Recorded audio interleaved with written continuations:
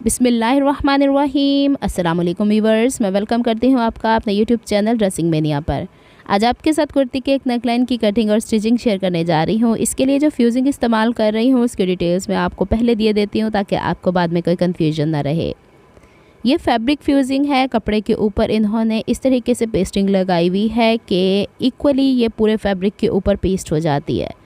अमूमन ये gents coat वगैरह के अंदर इस्तेमाल होती है और लेडीज़ अमूमन इससे अपनी पैंट्स के नीचे वाले फैब्रिक पे, अगर पैंट का कपड़ा बहुत पतला है तो उसको पूरे को फ्यूज़ करवा लेती हैं। ये मैं तकरीबन 3 गज़ के करीब लेकर आई हुई हूँ और नेकलाइन के लिए कहीं ना कहीं से इस्तेमाल करती रहती हूँ। ये 250 रुपये गज़ के हिसाब से मिलती है। नॉर्मल आपको शॉप से नहीं मिलती, लेकिन ऐसी शॉप्स जहाँ पे जेंट्स सोइंग कटिंग होती है उसके इर्द गिर्द ये शॉप्स मौजूद होती हैं। यहाँ पे मैंने 13 इंच लंबी 2 पट्टियाँ कट की हैं। एक की चौड़ाई यहाँ पे हमारे पास है 1 इंच और दूसरी की 1 इंच में 1 पॉइंट कम है। जो 1 इंच में 1 पॉइंट कम चौड़ी पट्टी है इसे मैंने शलवार के कपड़े पे इस तरह पेस्ट किया है कि इसके साइड पे जो कन्नी वाला हिस्सा आ रहा है उसे कट कर देना है। कन्नी वाला हिस्सा हमेशा फोल्डिंग में भी डिस्टर्ब करता है। और हाफ इंच का मार्जिन जो हमने रखा है उसको हमने स्ट्रेट कट करके बैक की तरफ फोल्ड करके इस पर ग्लू लगा दिया है। अब मज़ीद इसे एक दफ़ा और फोल्ड करेंगे। उसी बुकरम के साथ साथ एक क्रीज़ बना लेंगे जिस बुकरम की चौड़ाई पे हमने इसे पेस्ट किया हुआ है। यहाँ तक तो हमारा काम हो गया। फिर इसके बाद जो ये फोल्डेड हिस्सा है इसके किनारे से बढ़ाकर हम लोगों ने आधा इंच का मार्जिन रख के एक्स्ट्रा फैब्रिक के ऊपर दोबारा से 3 जगह पे मार्क्स लगाएं, स्ट्रेट लाइन ड्रॉ की है और यहाँ पे इसे हमने एज इट इज़ कट कर लिया है। अब जो ये हिस्सा हाफ इंच का कट हुआ है इसे बुकरम के ऊपर, यानी जो फोल्डेड ऑलरेडी फैब्रिक के साथ है इसके ऊपर इस तरह से फोल्ड करके आयरन करना है और इस पट्टी को ऐसे खोल के इसके अंदर से सैंडविच कर देना है।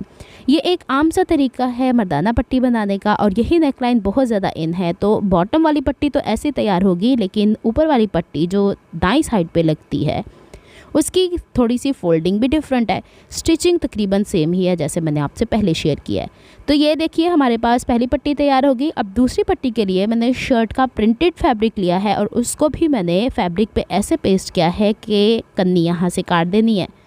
फिर फ्रंट की तरफ से इसे आयरन करके इसका जो हाफ इंच का मार्जिन है इसे भी बैक की तरफ फोल्ड करके अच्छे से क्रीज़ बनानी है और ये वाला हिस्सा अच्छे से फिक्स हो जाए तो इसके लिए हमने ग्लू लगा देनी है। ये वाले हिस्से को खुला नहीं रहने दें वरना बहुत सारी फोल्डिंग्स इसके अंदर होती हैं तो टफ़ हो जाता है। ख़ासकर बिगनर्स के लिए ये बेहतर है कि इसको यहाँ पे अच्छे से फ्यूज़ कर दें। कुछ लोग इसे स्टार्च भी कर लेते हैं, हमें वो नहीं करना। आपके पास अगर स्टार्च या कलफ है तो आप वो कर सकती हैं।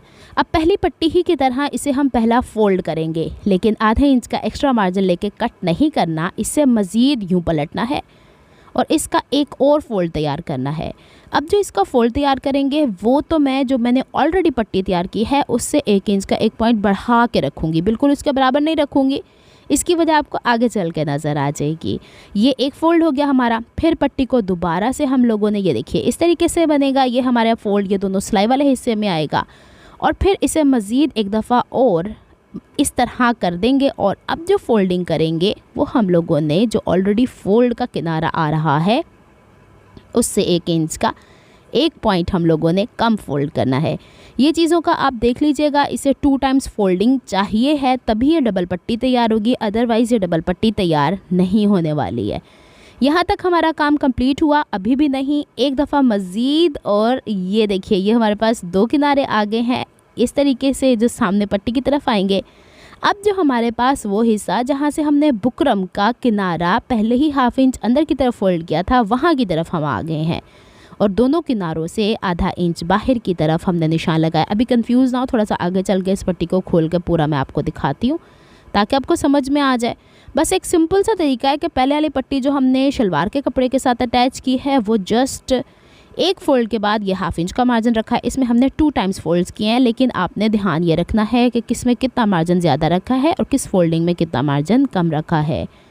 यहाँ पे जो आधा इंच की पट्टी है इसे ऊपर की तरफ बढ़ा के इस तरह अच्छे से क्रीज़ बनानी है और इसको जब हम सैंडविच करेंगे तो हमारे पास यहाँ पे 2 फोल्ड्स होंगे, एक हमारा बुकरम के साथ वाली पट्टी का और एक दूसरा यहाँ पे हम लोगों को इसे अंदर की तरफ दबाना है। उम्मीद करती हूँ ये वाला हिस्सा तो आपको समझ में आ गया होगा। तो ये पंखे स्टाइल में हमारे पास पट्टी तैयार हुई है। अब हम लोगों ने ये देखना है कि ये पट्टी हमारी अटैच होगी दाएं तरफ, तो इसका खुला वाला हिस्सा जो कि हम लोगों को अटैच करना है, ये वाला हिस्सा ये उस तरफ जाएगा, यानी सेंटर की तरफ आएगा। और जो हमारी दूसरी पट्टी जो हमने तैयार की थी वो हमारी बॉटम की तरफ आएगी। थोड़ा बैलेंस कर लीजिएगा, यहीं पे ऊपर नीचे कपड़ा जो एक्स्ट्रा है उसे निकाल दीजिएगा। अब शर्ट का फ्रंट पीस लिया है। गले की चौड़ाई मैंने इस वक्त जो रखी है वो 3.25 इंच है, क्योंकि मैं थोड़ा सा खुला जब वो सियूँगी तो बढ़ जाएगा। गले की गहराई मैंने रखी है 4.5 इंच। एक स्क्वायर बॉक्स यहाँ बना लेना है और राउंड शेप नेकलाइन ऐसे बनाना है कि नोकीला ना हो, नीचे की तरफ हल्का सा स्ट्रेट रहे। इसके बाद हमने जो यहाँ से शर्ट पीस के अंदर से फैब्रिक निकालना है, इसे फेंकना नहीं है, ये आगे चल के 2 जगह पे दोबारा से काम आएगा। ये आपको अच्छे से समझ आ जानी चाहिए। अच्छा, यहाँ पे जो पट्टी तैयार होती है ना, अमूमन हमारी जो कमर की फिटिंग होती है ना वहाँ तक तैयार होती है। तो जो गला ऑलरेडी मैंने कट कर दिया है, उसके बाद 8.5 इंच की गहराई पे मैं एक निशान लगा लेती हूँ और यहाँ से हम लोगों ने कट कर लेना है। अच्छा, जो नीचे वाली पट्टी है वो मैं थोड़ी छोटी लगा रही हूँ, ऊपर वाली पट्टी थोड़ी बड़ी लगाऊंगी। आप आगे चल के देख लीजिएगा, आप एक जितनी भी दोनों लगा सकते हैं, ये आपकी चॉइस है। आप जितना समझ सकते हैं उस हिसाब से आप काम कर सकते हैं। अब हमने सीधा पल्ला, शर्ट का सीधा पल्ला ऊपर रखा है और इसके सीधी साइड जो कट हुई है उसको रास्ते से हटा दिया है, और जो पट्टी सादे वाली है उसको पहले हम स्टिच कर लेते हैं। अच्छा, यहाँ पे हमने इसके किनारे से किनारा, ये जो कट का एंड वाला हिस्सा है वहाँ पे इस पट्टी को रखना है, और शर्ट का ये वाला जो साइड है हमारे पास, इसको हमने इस पट्टी के इस वाले साइड से बिल्कुल बराबर रखते हुए चले जाना है। और यहाँ पे मैं ना UHU लगा लूँगी या फिर ग्लू लगा लूँगी ताकि इसको समेटना आसान रहे, इस पर सिलाई लगानी आसान रहे। तो इस वाले हिस्से पे मैं यहाँ पे फ़िलहाल तो ग्लू लगा रही हूँ। बस ध्यान ये रखना है ये किनारे किनारों से मिले, तभी मैंने आपसे कहा था पट्टी जब फोल्ड होती है तो उसमें 1/2 इंच का मार्जिन दरकार है। अगर हम कम ज़्यादा करेंगे तो यहाँ से बैलेंस आउट हो जाता है। अब इस पट्टी को यूँ फ्लिप करके या उल्टा के हम फ्रंट की तरफ ले आएंगे और इसके इस वाले किनारे पे भी जो अंदर की तरफ छुप जाना है शर्ट का, इस पे हमने ग्लू लगा देनी है। और ग्लू लगाने के बाद इसे अच्छे से पेस्ट कर देना है। इसको आयरन करना इंतहाई ज़रूरी, क्योंकि मैं यहाँ पे ग्लू इस्तेमाल कर रही हूँ, UHU नहीं। चलें जी, यहाँ तक हो जाता है। अच्छा, ऊपर देख रहे हैं पट्टी थोड़ी ज़्यादा बढ़ी हुई, इसकी वजह ये है कि मैंने कट थोड़ा छोटा रखा हुआ है। इस कट को मैं 10 इंच तक बढ़ा सकती थी, जहाँ तक कि मेरी पट्टी मैंने 12 इंच की तैयार किया है उस हिसाब से कर सकती थी। अच्छा, यहाँ तक लाके धागा नहीं तोड़ना है, नीडल अंदर की तरफ रख के। अच्छा, अब ये सिलाई जो हो रही है इससे ऊपर का फैब्रिक नीचे का फैब्रिक जो इस पट्टी का है एट अ टाइम स्टिच हो रहा है, इसलिए हमने ऐसी फोल्डिंग की थी। आप चाहें तो इस पट्टी का जो बॉटम की तरफ आनी है इसके किनारे की भी सिलाई यहीं के यहीं लगा दे तो ज़्यादा बेहतर हो जाता है। तो पट्टी तैयार होगी, अच्छे से इसे हम आयरन कर लेते हैं, इसका काम हो जाता है ख़त्म। ऊपर से एक्स्ट्रा पट्टी थोड़ी सी मैंने गले की तरफ बढ़ी हुई छोड़ के एक्स्ट्रा कट कर दिए ताकि हमें डिस्टर्ब न करे। अब बारी आती है इस पट्टी की, जो मैंने कहा था ज़रा खोल के मैं आप लोगों को दिखाऊंगी। एक हिस्सा आता है जिसके अंदर बुकरम है आपके पास, और दूसरा हिस्सा आता है जिसमें फैब्रिक। अच्छा देखें, जहाँ तक मैंने बुकरम लगाया, ठीक दूसरी पट्टी में ज़ीरो की बुकरम भी लगाई जा सकती थी पूरे फैब्रिक पे, यानी कि हम ज़ीरो की बुकरम लगा देते, फिर हम ये पट्टी तैयार करते। यह आपकी मर्ज़ी है, मुझे ऐसे अच्छा लगा मैंने ऐसे ही रहने दिया है। ऊपर से जितना बढ़ा हुआ हिस्सा है ना हमारे पास, उतना आपने इस पट्टी का भी बढ़ाना है जो बॉटम पे लगाई है। और यहाँ पे जहाँ तक कट है पट्टी को यूँ थोड़ा सा तिरछा ले जाएगा, यहाँ पे आप लोगों ने एक निशान लगाना है। इस निशान लगाने का फ़ायदा क्या है, नीचे की तरफ जो 2 फोल्डिंग्स आई, मैं ज़रा कपड़े को साइड से हटाऊँगी नीचे वाले को ताकि आपको क्लियरली नज़र आए। यहाँ तक हम लोगों ने ये बुकरम वाली पट्टी तो रहने देनी है, लेकिन ये जो नीचे दोनों फोल्ड्स हैं इसको आपने ये वाले हिस्से को ऐसे कट करना है कि ये देखें इस तरह कट लगाया।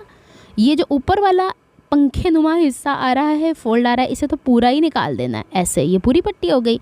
अब जो बुकरम के साथ साथ हमारे पास एक्स्ट्रा मार्जिन है इस वाली पट्टी का, उसको 1/4 इंच छोड़िएगा, तभी तो बाकी तरफ फोल्ड होगी। ये हो गया ना। अब यहाँ पे हम थोड़ा सा ग्लू लगा के इसे यहाँ पे फिक्स कर देते हैं, सिर्फ इतने से हिस्से को जितने एक्स्ट्रा पट्टी बढ़ी हुई है। और बॉटम से हम लोगों ने पट्टी, अगर आप वी शेप में फ़ोल्ड करना चाह रही हैं वी शेप में फ़ोल्ड कर लें, अगर आप इसे चौकोर रहने देना चाह रही हैं इस तरीके से आप इसे चौकोर बना लें। इसे मैं जल्दी से पेस्ट कर लेती हूँ, फिर मैं आप लोगों से शेयर करती हूँ अगला काम। ये देखिए इस तरीके से हो गई पट्टी पूरी तैयार। अब हम लोगों ने इसे शर्ट के ऊपर अटैच करना है। शर्ट पे अटैच करने के लिए ये 2 हिस्से, सिर्फ बुकरम वाला हिस्सा ऊपर आना है, बाकी दोनों फोल्डिंग्स हमारे शर्ट के नीचे वाले हिस्से में चली जानी है। बस इतना सा फ़र्क है, बाकी तो सब कुछ ही वैसा है जैसे पट्टी स्टिच होगी। लेकिन इसके लिए आपको थोड़ा सा ये ध्यान रखना है कि शर्ट की सीधी साइड पे आपने 1/2 इंच का मार्जिन ऊपर की तरफ से शर्ट के ऊपर लगाना है। ये वाला पेन जो मैं इस्तेमाल कर रही हूँ ये हीट की मदद से इरेज़ हो जाता है, तो इसकी मुझे तो कोई परवाह नहीं है। आप लोगों ने निशान लगाना है, थोड़ा ध्यान से बारीक पेंसिल से निशान लगा लिएगा। अच्छा, अब यहाँ पे जो अंदर जाने वाला हिस्सा है उसके ऊपर मैंने ग्लू किया है इस वाले हिस्से पे, और फिर इसको थोड़ा सा स्ट्रेट रहने दिया। और ये जो पट्टी है यहाँ तक हमने निशान लगाया था, जितना हमने कट लगाया है बुकरम वाले हिस्से को इसके बराबर बराबर रख के पेस्ट कर लिया है। अगर आप चाहें तो इसके किनारे किनारे पे क्रीज लाइन डिस्टर्ब ना हो, आप इसे आयरन कर लें ताकि ड्राई हो जाए। यूएचयू लगाएंगे वो तो फ़ौरन ही ड्राई हो जाएगी, लेकिन यहाँ पे यूएचयू की इतनी ज़रूरत नहीं। यहाँ से ऊपर वाली पट्टी टोटली सेंटर करके मैंने फ़िक्स कर दी है। अब इसको अच्छे से मैं आयरन करके भी दिखा देती हूँ कि ये वाले हिस्से आयरन करने हैं आपने।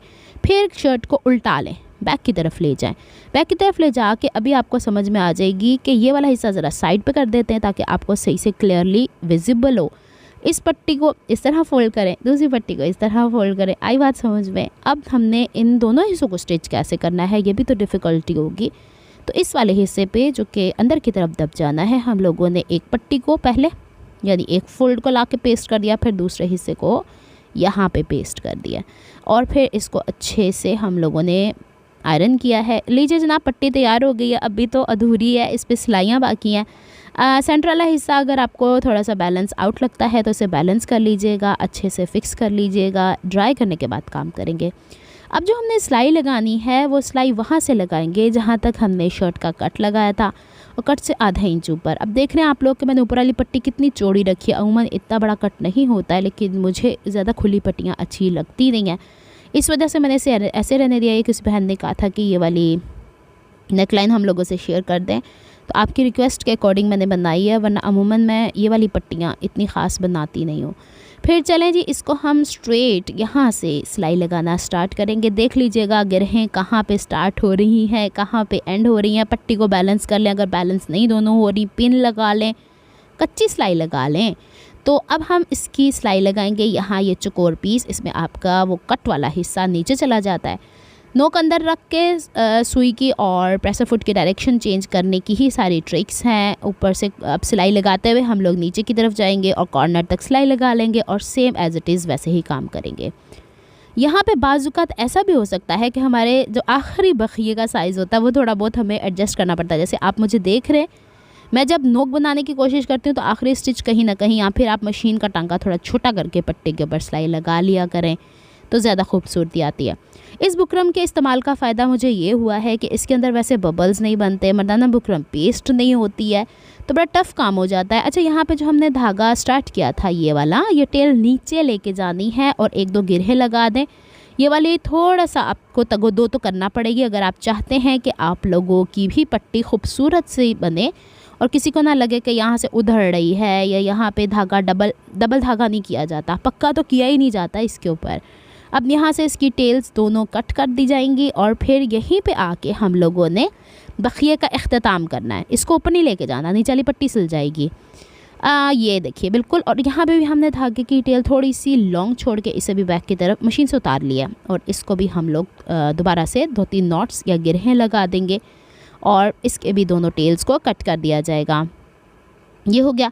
अब बारी आती है ऊपर वाले हिस्से को यहाँ से स्टिच करने की। तो यहाँ से स्टिच करने के लिए अगर तो मैं नीचे वाली पट्टी को बिल्कुल ही साइड पे कर दूँ ऐसे, और वहीं से मैं सिलाई स्टार्ट करूँ जहाँ से पहले थी, तो आपको समझ में आ जाएगी कि हम लोगों ने क्या काम किया। एग्जैक्ट वहीं से शुरू करने की, किसी को पता ही ना चले कहाँ से हमने धागा शुरू किया, कहाँ से ख़त्म किया, और फिर इसको ऊपर तक स्टिच करके ले जाएंगे। और इसके जो टेल्स शुरू में बढ़े हुए, ऊपर तो बिल्कुल ही रॉ एज है ना, वो तो हमारा गले में कवर हो जाएगा। बॉटम वाले हिस्से पे आपने दोबारा से नॉट्स लगानी है। ये देखिए, मैंने आपसे कहा था ना पट्टी थोड़ी सी बढ़ा के रखिएगा। इसका फ़ायदा ये हुआ कि ये आराम से स्टिच हो गई। ये पट्टी नीचे वाली पट्टी में मैंने कहा था 0 की बुकरम लगाना चाहती हैं तो ज़रूर लगा लीजिएगा, थोड़ी स्टिफनेस बरकरार रहती। आपकी चॉइस है, मुझे नहीं अच्छी लगती, मुझे थोड़ा सॉफ्ट नेकलाइन बेहतर लगते हैं। और जो आपको ब्रांड्स में भी मिलते हैं उसमें कोई हार्ड वाली बुकरम नहीं लगी हुई होती, सॉफ्ट वाली होती है। इसको अब हम नॉट्स लगा के कंप्लीट करते हैं। इसके बाद हमने शर्ट को बिछाना है, और जो शर्ट का नेक लाइन हमने कट किया था उसके सेंटर से जो पीस निकला था अच्छा पहले तो आयरन कर लेना, आयरन के बगैर हम काम कर ही नहीं सकते, कोई मज़ीद इसमें कोई सिलवट नहीं रहनी चाहिए। अब जो इसके अंदर से हमारे पास नेकलाइन निकला हुआ था, अच्छा पहले मैं आपको ये भी तो दिखा दूँ, हर चीज़ दिखानी ज़रूरी होती है, फिर हम आगे की तरफ चलेंगे। ये देखिए जनाब, चाहें तो लंबी पट्टी बना लीजिएगा, ये पूरी की पूरी ओपन शर्ट में भी बनती है। अब बारी आती है नेकलाइन जो हमने सेंटर से निकाला था, इसे इसके बराबर बैलेंस कीजिएगा और फिर इसके अकॉर्डिंग जो ऊपर की पट्टियाँ हैं यहाँ पे हम लोगों ने निशान लगा लेने हैं और निशान लगाने के बाद इसकी कटिंग कर लेनी है। अब यहाँ पे एक चीज़ दिखा रही थी कि नेकलाइन जो हमने कट किया उसके हिसाब से हमारी पट्टी थोड़ी चौड़ी है। इसमें बुकरम के हिसाब से कॉलर्स भी बनते हैं, लेकिन मैं राउंड नेकलाइन बना रही हूँ। बुकरम लिया है मैंने लेडीज़ फ्यूजिंग, वही जो नेकलाइन में इस्तेमाल होती है, इसमें 1 इंच का मार्जिन मैंने फोल्डेड साइड से ज़्यादा लिया है। फिर इसके बराबर मैंने ये वाला नेकलाइन जो शर्ट के अंदर से निकला, देखिए सेकंड टाइम ये यूज़ में आ रहा है, इसके बाहर फिर इसके बाहर आधे इंच का, फिर इसके बाहर 1 इंच का निशान लिया है। फिर इसकी कटिंग में हमें सिर्फ ये जो बाहर का 1 इंच का निशान है जस्ट ये चाहिए, क्योंकि ये गला 2 हिस्सों में सेंटर से डिवाइड हो जाएगा। इस गले को जब हम कट करेंगे तो उसके बाद हम लोगों ने सेंटर से कट करके 2 पीसेस कर लेना है, एक्स्ट्रा फैब्रिक पे पेस्ट करके, और अंदर की तरफ 1/4 इंच का मार्जिन या आधे इंच का मार्जिन जितना रहने दिया वो रहने देना है। गले के अकॉर्डिंग इसे यहाँ पे पहले एक हिस्सा जो बॉटम की तरफ आ जाने वाला है मैंने उसकी सिलाई की है, और फिर बुकरम से थोड़ी सी दूरी के ऊपर मैंने रखा है ताकि ये ईज़िली स्टिच हो जाए, और जब हम इसमें कट्स लगा के बैक की तरफ पलटना चाहते हैं तो वो इजीली पलटा जा सके। तो ये छोटी छोटी सी चीज़ें जिसे आपने मद्देनज़र रखना है। एक हिस्सा तो यहाँ पे हुआ ना गले की तरफ से शोल्डर की तरफ, दूसरा हिस्सा आपको शोल्डर से गले की तरफ ले जाना अब आसान हो जाएगा। इसको मैं बताती हूँ कि आप लोगों ने क्या हिसाब किताब रखना है कि जो पट्टी पहले सिली हुई होती है उसके अकॉर्डिंग आपने पट्टी के निशान लगाने।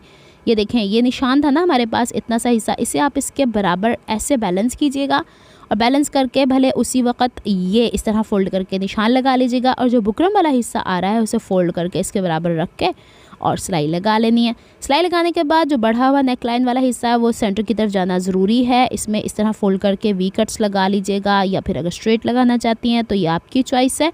फिर इसे हमने यूँ पलटना है और पलट के हम लोगों ने नेकलाइन को पीछे की तरफ ले जाना है, और फ्रंट की तरफ ये बढ़ा हुआ हिस्सा आपको इसके अकॉर्डिंग की क्रीज़ बन जाती है, तो इसको अब हम थोड़ा सा एक्स्ट्रा मार्जिन कट कर लेते हैं, बैक की तरफ ले जाते हैं। अगर आपको मेरी एफर्ट्स पसंद आती हैं तो please like my videos, subscribe to my channel, hit on the notification bell for more updates. यहाँ तक तो दोनों हिस्सों को ऐसे ही हमने तैयार कर लेना है। ये लीजिए हो गया गला तैयार। इस पट्टी में ऊपर की तरफ कोई बटन नहीं लगता, लगाना है तो आपकी चॉइस है, लेकिन इसमें अमूमन इस वाले हिस्से में काज होता है और नीचे वाले हिस्से में आप लोग बटन लगा सकते हैं, ये आपकी मर्ज़ी होती है। बैक साइड से ये दिखने में कुछ यूँ लगता है। उम्मीद करती हूँ आपको ये समझ में आ गया होगा कि ये डबल पट्टी वाला नेकलाइन हम कैसे तैयार करते हैं। मैंने अपनी तरफ से बहुत कोशिश की है। मिलती हूँ नेक्स्ट वीडियो में। अपना बहुत ख्याल रखिएगा, मुझे दुआ में याद रखिएगा। अल्लाह हाफ़िज़।